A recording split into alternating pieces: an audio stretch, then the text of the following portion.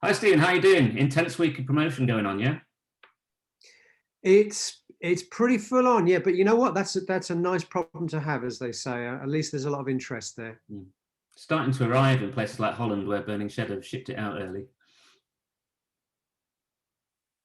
Yeah, I've got some friends that have already texted me today. They've got their special editions through the post this morning. Yeah. So hopefully people will be pleased with what they've been waiting a long time for. So I know the feeling. I was there you hoping go. one of my pre-orders was going to turn up today.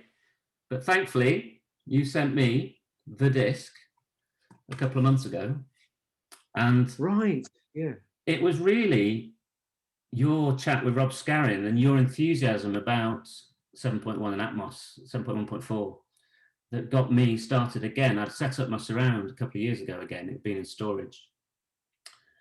And it just made my mind up that, right, my game is always to get the sort of full range hi-fi version, rather than the little Atmos speakers that you talk about, but try and go for the balls out top hi-fi kind of version. So once you said 7.1.4, I decided, right, I'm going to set up a kind of spec 7.1.4. I've got a very nice room for it, and banged in kind of 4 ceiling monitor audio speakers to go in my Rest. Got a nice pair of second-hand sides that kind of match my 15-year-old set of, floor standing at the rear, floor standing at the front, And so I gave myself this little 3-month project from your initial chat to sort of get up to speed with full-on Atmos. Because like you've said, I didn't fully understand what it was and what the ramifications were. So I just used some old contacts, got in touch with Dolby. That's how come we got the disc. And I worked on setting it up during lockdown, which was pretty tough because I ended up trying to make holes in the ceiling myself and making holes in myself as a consequence and getting a man in to fix it up.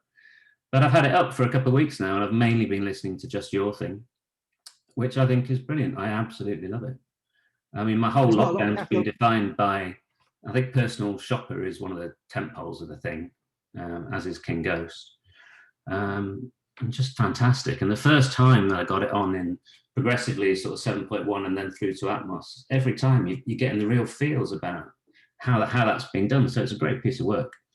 Thank you. I'm interested in really the process with Jake, and is Jake the equivalent of Elliot Shiner in this instance, in that got you started on your first 5.1? Jake sort of helps you do your first Atmos, and now you're set up for Atmos at home. Are you going to be totally solo doing it yourself from now on? Yeah. I mean, I think you're absolutely right to say it's very analogous with what I went through with Elliot last time. Just being able to sit there and watch someone else do it, it's kind of what you need, really. I mean, having manuals and descriptions and guides and all this stuff, it gets you a little bit of the way. But to actually see somebody actively, doing a Dolby Atmos mix or doing a mix of any kind is the best education you can have. So for me, it was 2 things. It was firstly going to Abbey Road at the end of 2019 and hearing the playback of Abbey Road and kind of understanding for the first time exactly what Atmos could sound like, did sound like.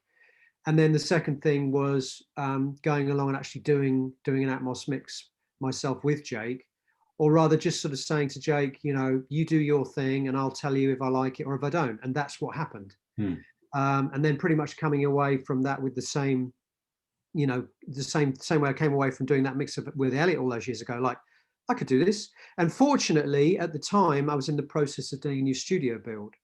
So it was one of those things where I was able to sort of make it a prerequisite of the new studio that it would be kitted out for surround for Dolby, because it's not the easiest thing. If you've got an existing room, as you've found yourself, it's not the easiest thing to start retrofitting it. But if you've actually got a studio build and you kind of future-proof it in that sense, which I did, and I didn't know if I was going to get any much work in Atmos, but I've already got a number of invitations to do Atmos projects on classic catalog stuff, and I think it's probably got more chance of taking off than 5.1 for the simple reason that it's all this business with headphones and sound bars and stuff, and I don't know how that stuff works, but the fact that you can play Atmos mixes through sound bars and headphones and get a good 75-80% of the effect is incredible. I've played your stuff and Home Invasion through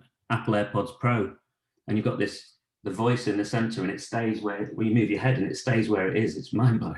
I don't know how they do it. I Yeah. don't know how they do it, but it's amazing. And I think that's going to give it a lot more potential market than not many people are ever going to be able to have a discrete 7.1.4 setup in their front room. You know, their wives are not going to let them, are they? Mine was hugely understanding. I took her blind to see To the Bone gig, and she just loved it.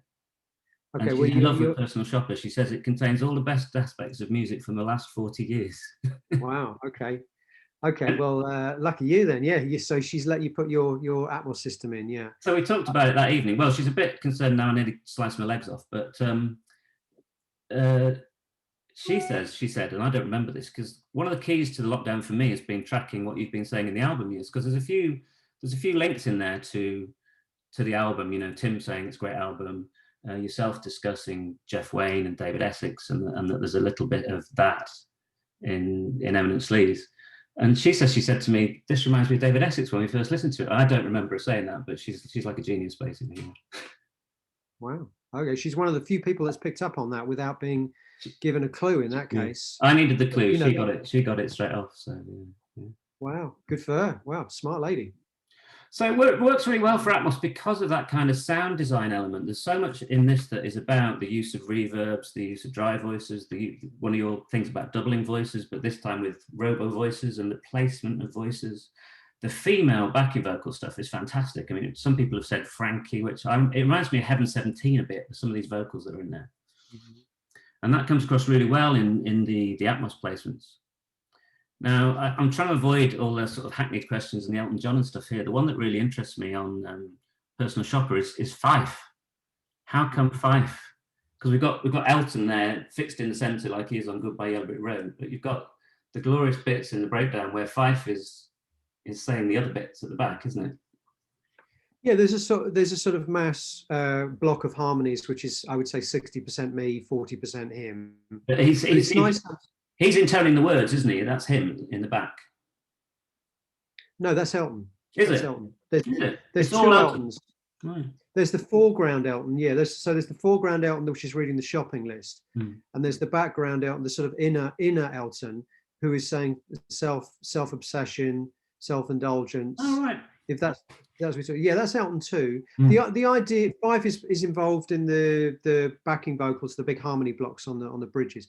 No, it was, the idea was always to have the outer Elton and the inner Elton, right, or whoever was going to do it, the kind of inner consciousness and the outer consciousness. So the outer consciousness is reciting the shopping list of desirable first world items, and then the inner voice is kind of saying all the reasons that people sort of justify buying things they don't really need. Right.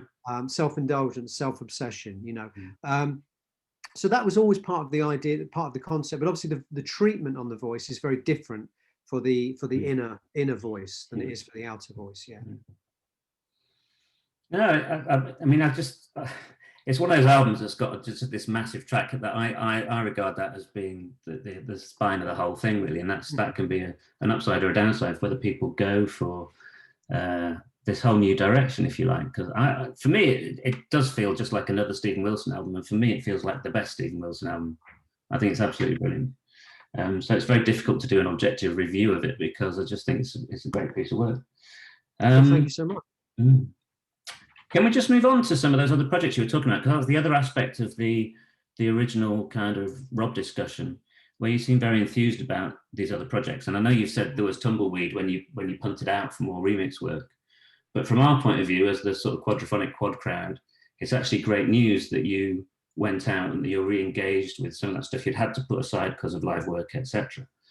I know it's usually the situation that we say, are you doing this? Are you doing that? What are you doing? And you say, oh, I can't say, it's not revealed yet. Right? Yeah, that is the problem, I'm afraid. Yeah, I mean, I've got about 5 or 6 projects on the go, and I can't really talk about any of them because it's not for me to be the one to announce them to the world. Can I tell you about one of the ones that I know is out there? Yeah. And it's not an insider thing. It was someone sort of revealed that Ian had said it to them. But the Jethro Tull map for this year is that Benefit is finally going to come out in the book size version, so it doesn't look out of place along the other ones.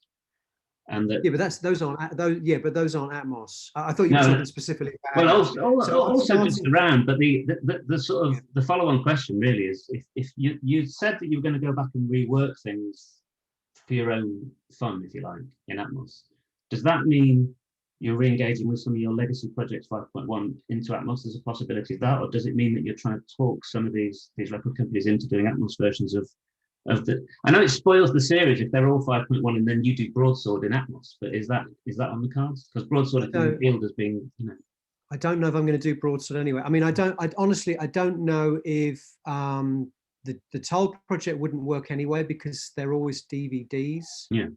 And not Blu-rays. Yeah, it would have to switch. Yeah, they'd have to switch to Blu-ray, and I don't think they will. I don't think they will, not at this stage. So that wouldn't work anyway. I'm not sure if I'm going to do any more. I did A, because I suddenly found I had the time, having previously said I wouldn't have the time. I found I had the time. I think that's just Duff information, because I think I'm not sure if maybe it did mention A. Actually, it did mention A. I think. Yeah. Yeah, no, I've done A. And Benefit obviously was already done, but they're just repackaging it. That was done a long time ago, but A was the new one I did because I had a bit more time to do it. But that's obviously 5.1. But no, it's funny. Yeah, you're right, because when we first went into lockdown, I thought, okay, great, I'm going to use all my time to do surround mixes, and I sort of sent out emails to everyone, and I got no reply at all. And then gradually things started to come in, and actually over the last 2 or 3 months, ironically, just as my album is ramping up again, I've had a number of requests, but I would say increasingly people coming to me saying, "Can you do Dolby Atmos?" It's great. Which is great, yeah. And I think, there's probably not a lot of people out there, to be fair, doing it. So I'm kind of cornering the market, as it were. Me and Giles Martin, sort of the only people actually doing it, I think, at the moment. So have you heard Jake's Yellow Point? That's the gimmicky, insane everywhere one. Have you heard Jake assisted on Yellow's Point Atmos Blu-ray? No, I haven't heard about that. Did Jake do that one? Yeah, it's crazy. Yeah, I heard that's a really good one. Yeah, it's a great demo disc, and it's very in character with them as a band. But obviously, your thing is a lot more. It's not. I mean, obviously, you do discreet and you do big moves, but it's subtle, and it's not going to wear out on that gimmicky front. It just sits with you, and it's just atmosphere. I mean, you can't say anything else than it's immersive. It gives you that kind of atmospheric feel. I can't go back down to the 5.1 after doing the Atmos. It's great. Well, people always used to say that about 5.1 to stereo, and I think the same is true. But so there isn't one Atmos that you can tell us that you're doing next. Well, I did in the Court of the Crimson King in Atmos came out, as you probably know. That's beautiful. Yeah, which worked really well, and that was kind of a bit of a learning thing for me. That was the first one I did on my own, and I was learning how to do it. And part of it was because I'd done that album before, it was like a little bit easier to be going into a project that I already kind of knew inside out with a new kind of audio format. I think Gentle Giant have announced that I've done, I'm pretty sure they've announced, in fact, I know they've announced on their social media that I've done some Atmos mixes for them. Redos or new ones? Yeah, new ones. Yeah. So I did 5.1 and Atmos for a record called Freehand for them. So that's coming out, I think, this year. Other than that, I can't tell you, except that all the other ones I've done have nothing to do with the world of progressive rock. I heard that, yeah. That's all I can tell you. Nothing at all. People might be surprised. Yeah. So that's all I can tell you at the moment. There's people want you to say you've done Human League Dare or something like that. No, I wanted to do that, but the band decided they didn't want, and they didn't want it remixed into surround. Shame. And it's a sad thing to sort of revisit some of the old classics, but with Mark now gone, is Colour of Spring still off the table? Is that never going to happen? I don't know. I mean, I'd love to do it, but Mark, when he was alive, said he didn't want the catalogue touched at all, which is fair enough. And I'm pretty sure most people involved with him would honour that even in his death. So can't see that's going to happen, to be honest. So I've got a question for you. In your own sort of domestic setup, in that room you're in now, do you have a full-on surround sort of Atmos setup yet, or are you just using the studio for that? I don't have one in this room, no. So if I need to listen to an Atmos mix, I have to go to my studio, yeah. Have you tried out what they actually sound like streaming on Tidal? Because the singles have progressively been available, Tidal Atmos. I haven't. I mean, do they not just sound exactly as I would expect them to sound? They sound the same, but it's kind of the MP3 version of, because it's a lot lighter in terms of bit rate than sort of full fat, obviously. So okay, no, I haven't. Would I be horrified, or do they sound okay? No, they sound great. I mean, it's good. Okay, cool. Yeah, King Ghost the first time, and it was whoa. Okay, it's good to know. Yeah. So the question, I guess, is that this album, the Blu-ray I've got, is exactly the same as the one that's going to be in the box, isn't it? I think so. I think it was the check disc, wasn't it? Yeah. Was there ever a finished kind of full-on Atmos version of Anyone But Me? Oh yeah, absolutely. Yeah. That was done with Jake. Yeah, in fact, I ended up doing the Count of Unease on my own in my studio, because that was the track that replaced it with. So the version of the album that Jake did originally was the version with Anyone But Me, as opposed to Count of Unease. Yeah. So that's probably going to see the day as a Tidal single. If it's not, you need to do a Blu-ray single on that one to get it out properly. Yeah, I mean, I could probably put together a nice little Atmos EP with two or three of the other tracks that have come out as B-sides as Atmos mixes as well. But I mean, I'm really curious to see how this goes down. How many people actually really engage with the Atmos mix and sort of talk about it and are excited about it. I have no idea what the market is at this stage, really, and how many people are actually actively listening to Atmos. So we'll see if it's popular. Listen, I love it. I'm happy to go back and do anything in Atmos that I've done in the past. Go back and retrofit it with Atmos. I think the key question people are starting to ask is, with Deadwing due to come out again this year, hopefully, is there any prospect of reworking the surround on that one? I don't think so, because that was also done at Elliot's place. So I don't have the files. I don't have the original 5.1 files, 5.1 mixes, sessions, I should say. So I would have to start from scratch on that, and I can't be bothered. Can't be bothered. So as long as it's something that I've got already on my system, I've got the existing 5.1 mix on my system, it's relatively easy for me to recall that and then just take it the next step up to Atmos. But for something like that, where I didn't do the original 5.1, well, we kind of did it together, but we did it on his system at his place. That would be a tough job. I'd have to go back to square one on that. And I think equally hard is the prospect of any Porcupine Tree signifying before, any No Man Returning Jesus and before. They're quite unlikely, aren't they? You told me 17 years ago they were unlikely. I can't imagine that situation's changed with the ADATs dying and all that kind of thing. That stuff, honestly, I don't really like it anyway. I wouldn't be bothered. I mean, the No Man stuff, some of it's pretty good. The early Porcupine Tree albums, I don't want to hear them ever again, honestly. I know there are some people that like them. It's hard for me to listen to that early stuff. Recently we did a Delirium, a big box set. Snapper, who own all the catalogue now, Kscope, who own all the catalogue, wanted to do a big box set of all the early stuff, and I had to listen to some of it in order to remaster it. And I hope that's the last time I ever have to hear it.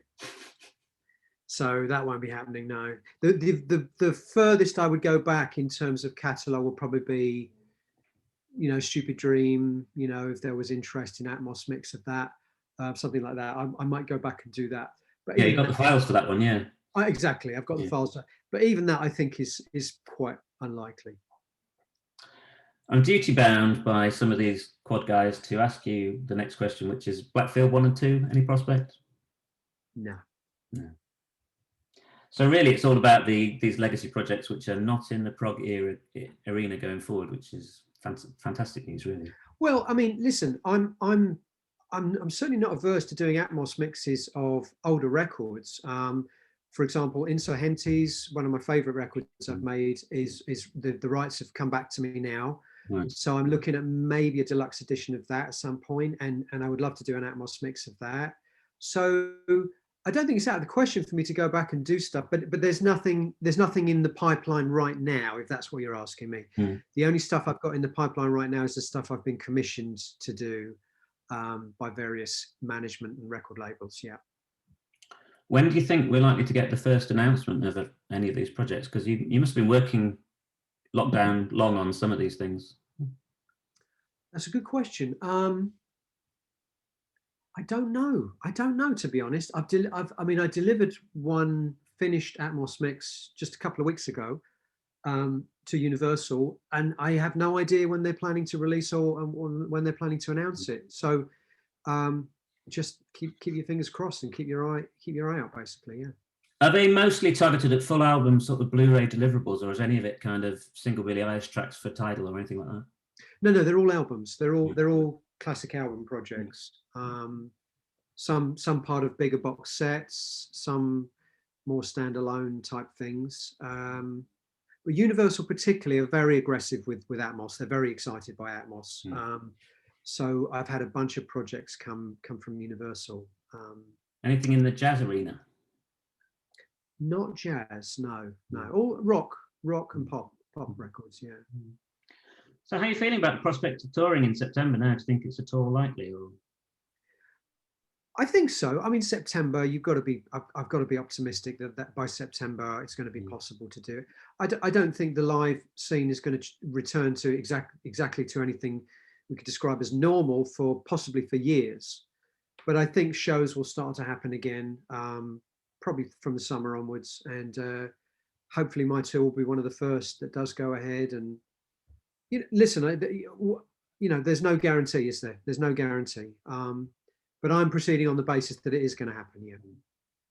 So is the production the same as what was originally envisaged, or had it not reached kind of full realization at the point where the plug was pulled? Or? Well, I had big plans. I mean, the shows I was going to be doing last year were going to be big arena shows, and it was going to be a big step up for me. And I had tickets for every date. Wow. Well, it was going to be amazing. I don't want to spoil it for you, but it was going to be quite a spectacular production. And there was a lot of the themes in the album that lent themselves quite well to being interpreted in that kind of context, about consumerism and identity and all that stuff, and social media. Had a lot of interesting kind of ideas and gags that we were going to play as part of the show.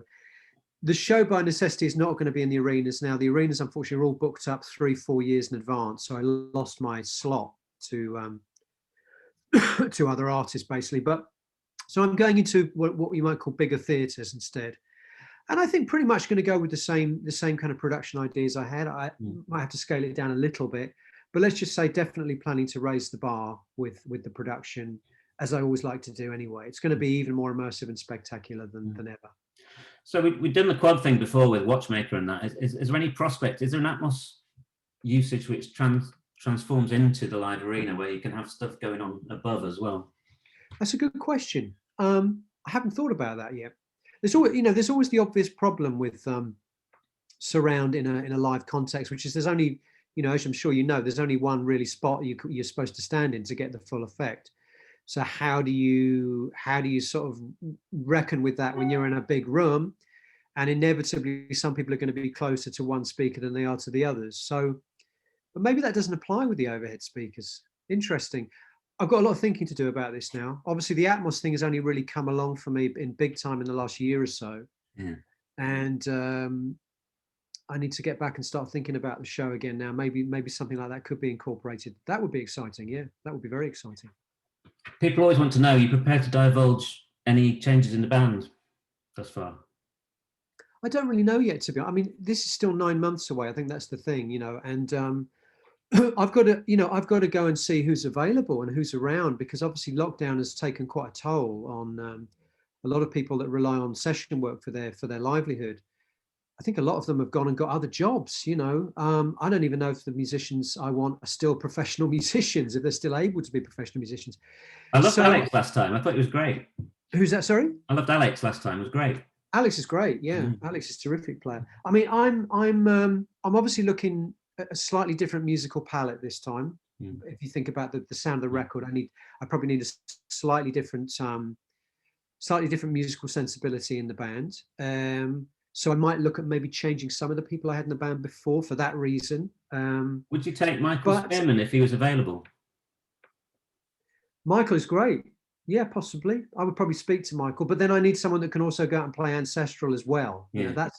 That's the issue sometimes with having, such a kind of eclectic sort of range within the catalogue, is finding someone that can do Personal Shopper, but then can also do Ancestral. And I'm not sure if Ancestral would be something that Michael would would be suited to doing. So He'll be I've got a busy lot with of everything as well, probably. And I'm sure. Ash Sloan will probably be busy with Delamitri or something. So I'm sure Michael's not going to be available anyway. I know everything are already recording a new album, Yeah. so, and they've delayed their tour multiple times too. Yeah. So, Mm.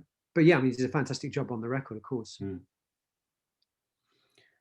I have to say, probably my record of 2020, given that it's really a 2020 record, and Love You to Bits was my record of 2019. Oh wow, yeah, I just love that thing. Got the that's blue a lot one, of fun. That and Ash's work on that, it just blows my mind. His playing is just fantastic. a mere 25 years in the works, that album. I know, it's fascinating. What was the bits of ADAT in the source? There's all kinds of old formats he used to use. I think there was, yeah. I remember doing a demo of that in 1994, and I think probably there's just probably only a couple of elements that have made it right through to the final version, but there's be something in there, yeah, that was probably transferred from an ADAT, yeah. And on the subject of Tim, he divulged recently there's going to be more album years. Presumably you're in a very intense phase now. When do you think you're going to pick up again on that one? Hopefully soon, actually. I think we'll probably record some more in February. Maybe try and do 2 or 3 very quickly back to back and re-establish it. It's a lot of fun. I'm amazed people haven't got bored with it yet, but people still seem to be interested in listening to us bicker about albums. It's getting us all through the lockdown. It's getting you through the lockdown. It's getting us through it. And of course, there's a lot of years yet we haven't covered. We've only done, I think, 12 years so far. So there's still a lot of years that we need to go and argue about. Yeah, I think hopefully by the end of February, there'll be some more episodes up. Yeah. That's great news. Well, we're at the end of our allotted slot. You've got another one to go to, haven't you? I have, yeah, in about 12 minutes, yeah. But if that's good for you, Patrick, that's fine for me. It gives you what you need. Yeah, great. I hope to see you in September. I hope to see you in September from the stage. Yeah. And don't forget that Atmos Blu-ray EP idea. It's a good idea. Yeah. I'm really curious to see how the album goes down in Atmos. If there's interest and demand for more, I love it. So I'm game. Yeah. I'm doing about 12 front rows, so I'll see you there. Fantastic. All right, Patrick. Thanks for the support, mate. Really glad to dig the record. Cheers, buddy. Bye for now. Bye.